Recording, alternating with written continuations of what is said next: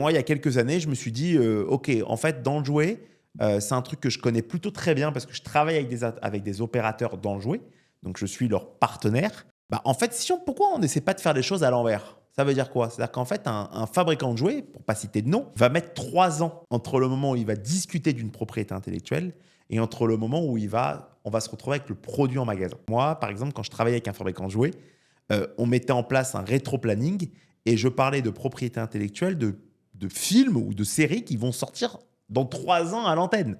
C'est juste incroyable. En 3 ans, il peut se passer beaucoup, beaucoup, beaucoup de choses.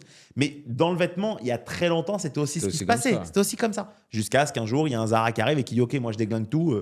Il y a un défilé de mode. 10 jours plus tard, je te retrouve avec les produits en magasin. » Bah, en fait, on a essayé de faire pareil.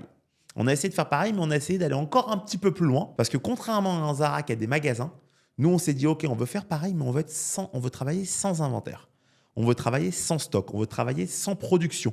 On veut travailler sans BFR. » Et en fait, c'est ce qu'on a essayé de faire et c'est ce qu'on fait au quotidien.